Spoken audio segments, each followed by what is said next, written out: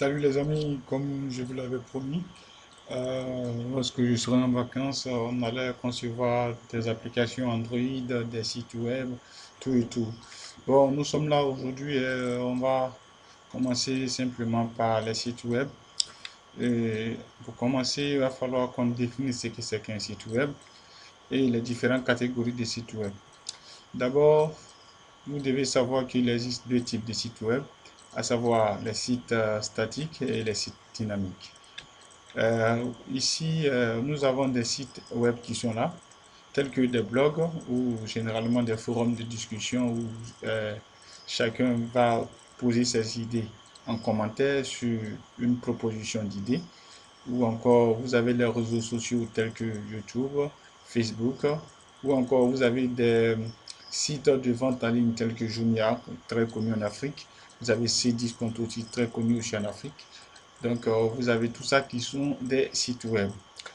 Mais je ne vais pas vous dire s'il s'agit des sites web dynamiques ou encore des sites web statiques parce que nous allons voir cela après.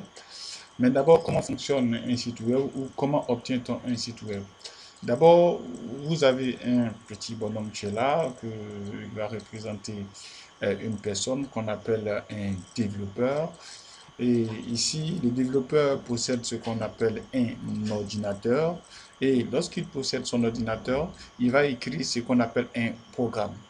Lorsqu'il finit d'écrire son programme, il va envoyer son programme sur un serveur. Et après, le serveur va renvoyer le programme fait par le développeur sur tous les ordinateurs de celui qui désire en tapant ce qu'on appelle un lien ou encore l'adresse du site web. Donc, sachez qu'un site web est un programme. Donc, quel est le programme qu'on peut faire ou encore qu'on peut établir pour pouvoir avoir un site web? D'abord, le programme est un ensemble de fonctions, de procédures, de méthodes, comme je l'ai aussi bien écrit ici, qu'organise le développeur.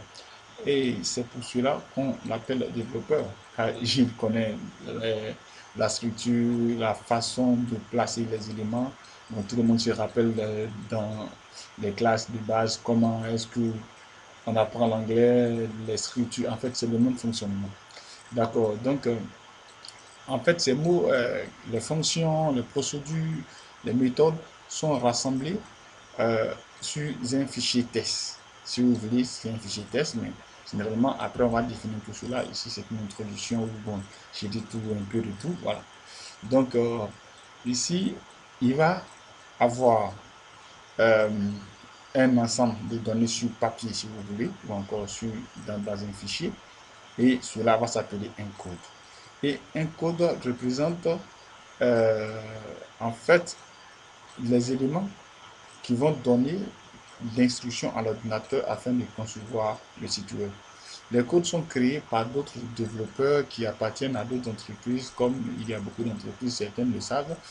Et on aura une différence entre les éléments, une différence de début. Par exemple, la façon de dire bonjour chez nous, le Baoulé, n'est pas la même façon de dire bonjour chez les BD. Mais naturellement, ça a la même expression, ça veut dire, ça exprime les mêmes idées. Voilà, en fait, c'est comme ça que fonctionnent les programmes. Donc, il y en aura plusieurs programmes, plusieurs langages, disons, informatiques, et chaque programme peut appeler aussi un langage informatique, et chaque langage informatique est comme la langue que nous utilisons. Donc, il faut d'abord apprendre ces langages-là, si vous voulez, et après venir les exprimer. Ici, on a les HTML et les CSS. HTML et les CSS ne sont pas des langages de programmation. Seuls le PHP et le MySQL, ici, dans notre cas ici, sont des langages de programmation. HTML est simplement un langage, pas un langage, je vais dire, euh, simplement euh, un élément qui permet d'afficher souvent certains paramètres, certaines idées.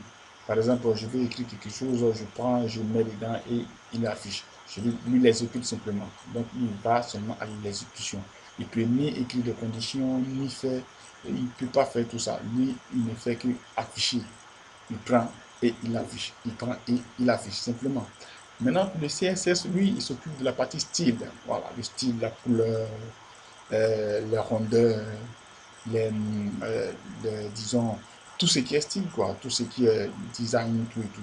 Voilà, le reste des langages qui parlent des animations, on les verra plus tard, mais on va se consacrer simplement sur le PHP et le MySQL qui sont des langages de programmation. Donc, pour ce faire, pour quelqu'un qui ne connaît pas encore HTML et CSS, au minimum, le minimum pour un développeur, ou encore pour un débutant, c'est d'avoir un navigateur Google Chrome, Firefox ou encore tu peux avoir Explorer, ça marche. Donc d'avoir un navigateur. Et je vous conseille d'aller télécharger Sublime Text 3. Voilà, parce que je pense que c'est pour un débutant. Bon, il y a mon navigateur qui se lance tout seul. Bon, je vais le réduire ou encore le fermer. Voilà. Donc ici, vous allez télécharger Sublime Text 3 qui est un éditeur de texte qui va nous permettre d'écrire nos codes. Donc, dans le prochain tutoriel, je vais vous expliquer tout ça. Je vais vous expliquer comment ça marche, tout et tout. Allez-y télécharger Sublime Text 3. Vous lancez dans votre navigateur, télécharger Sublime Text 3 directement, donc vous envoyez sur le site de Sublime Text 3 et puis vous allez le télécharger tranquillement, c'est gratuit. Et avec un navigateur. Et sur ce, je vais vous dire à bientôt. Bye bye.